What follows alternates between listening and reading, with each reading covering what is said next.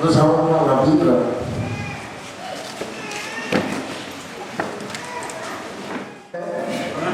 Est-ce que vous êtes là ce soir?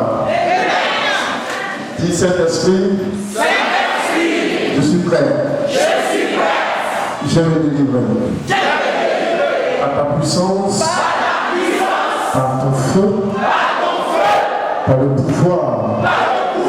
Et dans le sang de Jésus-Christ. Dans le nom de Jésus-Christ, dans la grâce de Yahvé et dans la caution de Jokaroché. Alléluia.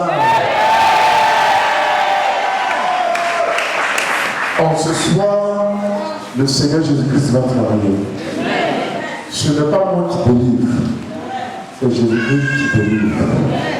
Si je vous dis que c'est moi qui délivre, vous m'attrapez, c'est très simple. Quand vous prenez la Bible, vous allez voir qu'il y a des délivrances. Je n'ai pas encore 40 ans. Or, la Bible date de plus de 1000 ans, 2000 ans. Alléluia. Alors, qui est celui qui a délivré il y a plus de 2000 ans? Si ce n'est que le gardien de l'éternité, Jésus-Christ. La Bible dit qu'il est le même hier, aujourd'hui, éternellement. Il n'a pas changé. La Bible dit aussi qu'il est avec nous tous les jours jusqu'à la fin du monde. S'il n'a pas changé, que son pouvoir est le même et qu'il est présent avec nous partout, de la même manière qu'il a opéré des délivrances il y a 2000 ans de cela, il est capable d'opérer ces mêmes délivrances de notre jour. Dis Amen. Jésus est celui qui délivre l'homme. Quand nous voyons dans Matthieu chapitre 11, le verset 28, il dit: venez à moi, vous tous qui êtes fatigués et chargés, je vous donnerai du repos. Alléluia. Les humains disent qu'ils souffrent. Alors Dieu a envoyé son fils Jésus pour qu'il habite dans une chair comme nous pour comprendre la réalité que nous avons dans notre chair. Alléluia. Donc Jésus a pris contact avec les humains. Il a connu aussi la faim. Il a connu la soif, il a connu le sommeil, il a connu l'insomnie, il a connu ses anxiétés, le stress, le souci. Amen. Alléluia. De la même manière que tu passes des nuits sans dormir, je vous assure que ce n'a pas été facile pour Jésus. Sachant qu'ils vont le tuer, il est venu pour mourir, il sait de quelle manière il va mourir. Il mange, si je peux le dire, mais ça ne descend pas dans son ventre. Alléluia. Parce que c'est chaud. C'est pourquoi même quand il était proche du travail, dans le jardin de Gethsémani, il a prié et il a dit à Dieu d'éloigner de lui la coupe. Alléluia. Mais il a fini par se soumettre au plan et à la volonté du Père. Il dit: toutefois, non pas ma volonté, mais Père, que ta volonté soit faite. Alléluia. Donc ce soir, quelle que soit la maladie, quel que soit le démon, quel que soit le mauvais esprit qui te tourmente, quel que soit le problème qui te tourmente, laisse-moi te dire que la volonté du Dieu créateur du ciel et la terre s'accomplira dans ta vie. Cet esprit a beau lutter ton destin avec toi, il a beau lutter ton témoignage, ton avenir, ta paix, ta joie, ta réussite avec toi. Donc ce soir, le Seigneur Jésus va venir mettre un terme à son règne. Et c'est lui Jésus qui va positionner sa puissance et sa gloire dans ta vie.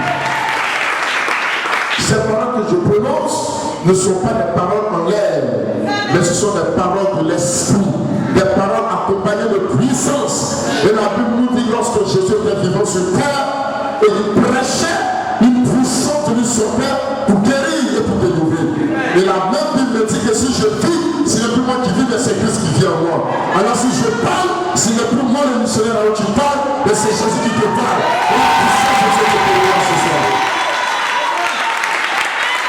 Alors, j'ai besoin que tu écoutes avec une oreille attentive, une âme disposée, une âme prête à recevoir, non pas de la part de l'humain, parce que je suis un humain comme toi, je suis ton frère, je suis peut-être ton fils, je suis peut-être ton promotionnaire, mais je ne veux pas appeler ton fils, je ne veux pas appeler ton enfant, je ne veux pas appeler ton frère ou ton promotionnaire, mais je viens en tant que disciple que je dois rocher, mais pour chasser l'esprit de délivrance. Alléluia. Même si je suis pour toi un époux,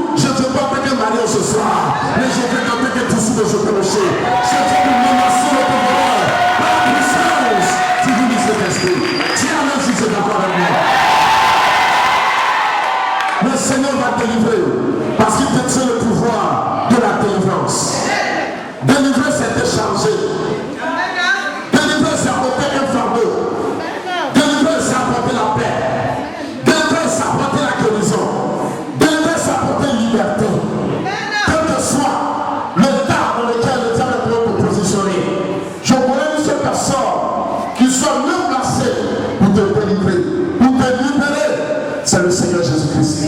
Sa parole encore déclare, oh le Seigneur c'est l'Esprit. Et là où est l'Esprit du Seigneur, là aussi est la liberté. Ce qui veut dire que le Seigneur, quand il vient, il apporte la liberté. Tu vas me dire, tu es libre, tu marches, tu vas où tu veux. C'est vrai. Mais écoute-moi très bien. Le prisonnier de la Mata, il a vrai qu'il ne peut aller là où il veut. Il est en 4 murs. Mais j'aimerais savoir, est-ce que le prisonnier de la Mata, il peut se permettre de faire ce nombre de réalisations comme celui qui est dehors? Non, il est limité. Il est limité par le temps et l'espace. Pourquoi? Parce qu'ils ont dit, eux, ils doivent sortir. Et eux, ils doivent rentrer dans les cellules. Alléluia. Il ne mange pas ce qu'il veut. Même quand on ne peut pas lui envoyer, les geôliers te trouvent la nourriture. Il ne mange que des miches de pain. Il est soumis à un régime. C'est vrai. Tu te promets. Tu es libre. Tu vas où tu veux. Mais écoute, tu es soumis aussi à un régime à cause de la maladie qui est en toi. Tu ne peux pas manger ce que tu veux. Mais tu manges ce que la maladie t'ordonne de manger. Tu es dans une vacances spirituelle.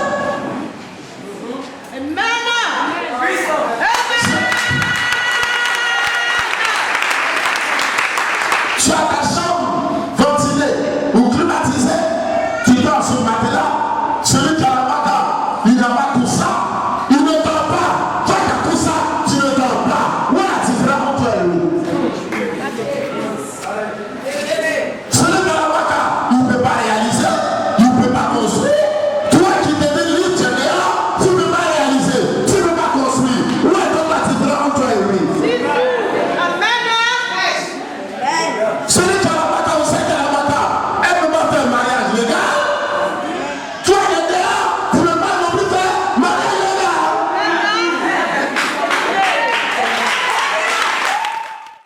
Alléluia. Quelque part, on sait qu'il y a une condamnation qui prévaut sur ta vie.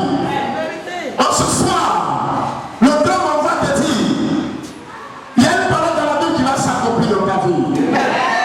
Dans le livre, chapitre 8 du verset du livre de Romains, le verset premier dit, il y a donc maintenant aucune condamnation pour ceux qui sont en Jésus-Christ. En ce soir, vous tous qui êtes présents ici, vous êtes en Jésus-Christ. Le Seigneur va enlever la condamnation sur vos âmes. Vous êtes réalisés dans le nom de Jésus. Vous êtes transformés dans le nom de Jésus. Vous êtes guéris dans le nom de Jésus. Vous êtes traités dans le nom de Jésus. Vous êtes récupérés dans le nom de Jésus. Alléluia. Vous devez tourner en rond parce que tu es dans une prison spirituelle. Mais chaque chose a son temps. Elle doit pour pleurer, elle doit pour rire, elle doit pour se lamenter, elle doit pour se réjouir. Quand ton temps de réjouissance arrive, Dieu envoie une certaine de Dieu à travers qui il produit sa puissance de délivrance, il te libère. Quand le Père est arrivé où il devait libérer les enfants d'Israël, il a suscité Moïse. Et par Moïse, il a opéré le travail de délivrance. Normalement, c'est le grand Dieu qui devait être là, mais il a une main de 2 mètres partout à la fois. Dieu lui ayant donné le droit d'avoir des disciples. Il a coupé cette partie-là, lui, il a fait partie. Amen. Et nous ce soir. On peut la Bible, Matthieu chapitre 10.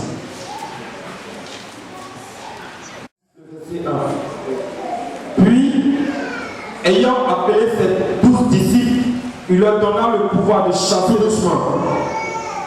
Le Seigneur va choisir des disciples avec qui il va démarrer son travail. Alléluia.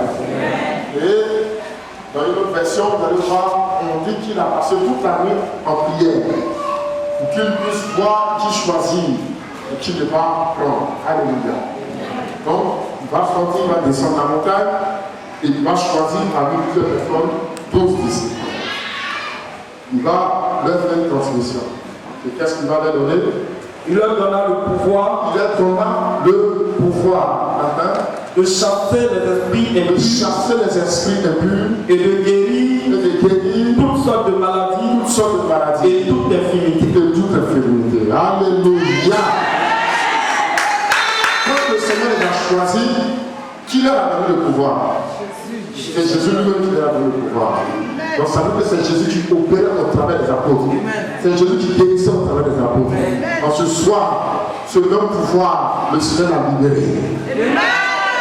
Le Seigneur a libéré ce pouvoir pour chasser les esprits impurs, pour guérir les malades et toute infirmité. Je vous annonce que vous serez délivrés de vos maladies au nom de Jésus-Christ. Vous serez libérés de toute infirmité au nom de Jésus-Christ. Les esprits impurs viennent détruire la vie de l'homme. C'est-à-dire qu'ils veulent renverser le plan de Dieu, faire souffrir pour que l'homme pense que Dieu l'a oublié. Voire même que l'homme s'attaque à son Créateur, en pensant que Dieu n'est pas bon. Donc quand Dieu aussi voit ça, il dit j'ai compris, je vais avoir aussi ma puissance de délivrer l'homme, et toi le diable, on va t'humilier, on va te briser. Amen. Donc nous avons pouvoir dans le nom de Jésus pour chasser les démons, pouvoir dans le sang de Jésus pour chasser les démons. Il est vrai qu'ils ont parfois des raisons à travers les mauvaises adorations, les liens que nos parents ont tissés avec eux.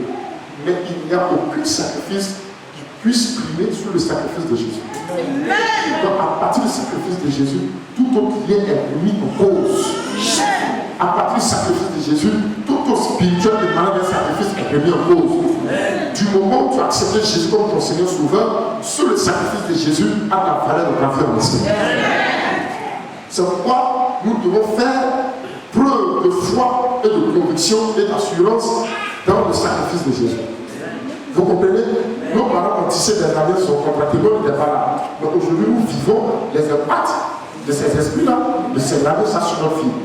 Si le mauvais esprit réussit à impacter nos vies de la sorte, imaginez maintenant qui est plus fort que le sacrifice de Jésus. Regardez son impact. Amen. Si de génération en génération, le diable et les démons ont réussi à nous lier, Dieu entre ta vie à partir de toi, Dieu libère ta famille et les générations à venir. Donc ce soir, la délivrance que vous allez recevoir sera pour vous, pour votre maison, pour votre mari, pour votre femme, pour vos enfants, pour vos petits-enfants, pour ton père et pour ta mère. Alléluia. Si tu es capable de continuer à mettre 2 fois.